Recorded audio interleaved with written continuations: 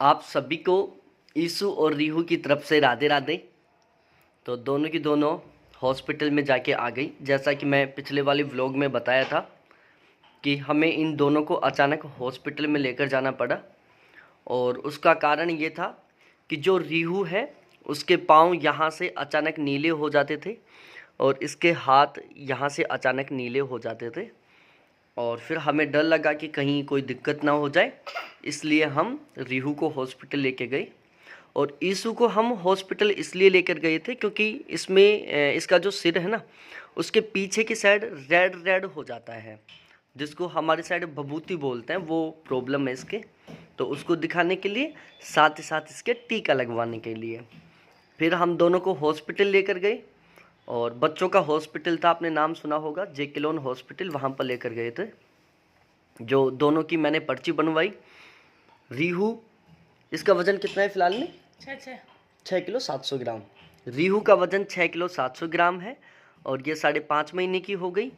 और ईसू का वजन है जो 7 किलो 800 ग्राम है, जो कि 8.5 महीने की हो गई। फिर इनका वजन हुआ। वजन होने के बाद हम डॉक्टर के पास लेके गए।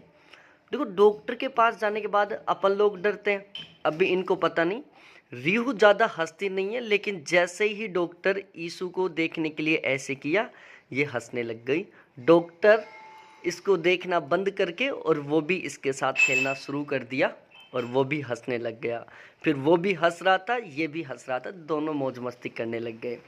फिर डॉक्टर ने दोनों को देखा तो रीहू के बताया कि ये जो पाँव नीले होते हैं ये वैसे हो जाते हैं, जो ब्लड का सर्कुलेशन है, जो खून बहता है, वो एक बहुत ही प्रॉपर सिस्टमेटिक वे में नहीं बह रहा है, तो उसकी वजह से ये जो पाँव है वो नीले पड़ जाते हैं।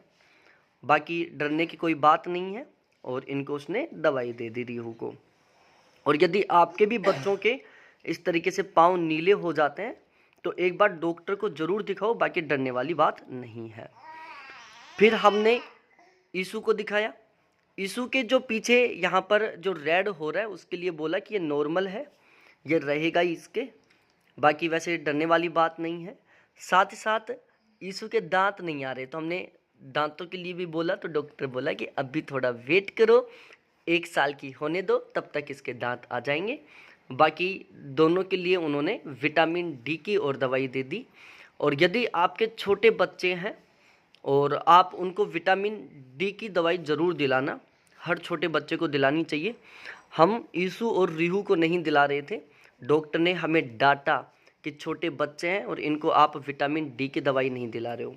देखो, पहले के जो बच्चे थे वो बिना दवाई स्वस्थ रह लेते थे, अच्छी तरीके से अपना विकास कर लेते थे बिना दवाई के।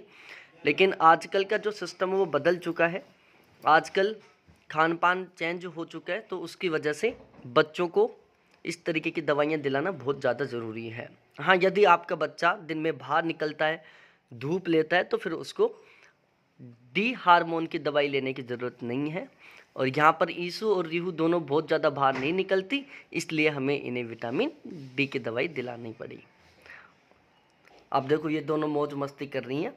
और रही बात टीके की, आज ईसू के टीका नहीं लगा, वरना टीका लगता तो ये अब रोती रहती ज़ोर ज़ोर से, क्योंकि ये भी रोती है। और थोड़े दिन पहले मैंने आपको दिखाया था, जब हम रीहू को टीका लगवा के लेके आए थे तो ये कैसे ज़ोर ज़ोर से रो रही थी। तो ये है सीन। अब हमारा डर ख़त्म हो गया, ईसू और रीहू दोनों को लेकर डरने वाली बात नहीं है। ओ, ये गिर गई। दोनों प्यारी प्यारी करो, प्यारी प्यारी करो, दोनों प्यारी प्यारी करो। ईसू बेटा, क्या हो गया आपको? क्या हो गया? प्यारी प्यारी करो, प्यारी प्यारी करो। रीहू, प्यारी प्यारी करो। और आपको हमारे ये छोटे छोटे बच्चे कैसे लगते हैं ये भी आप बताना। प्यारी प्यारी करो। अब देखो, ईसू बैठने की कोशिश कर रही है और रीहू है जो ईसू के ऊपर लेटी हुई है। देखो, दोनों कितना प्यार कर रही हैं एक दूसरे से। ये रीहू उल्टी हो गई।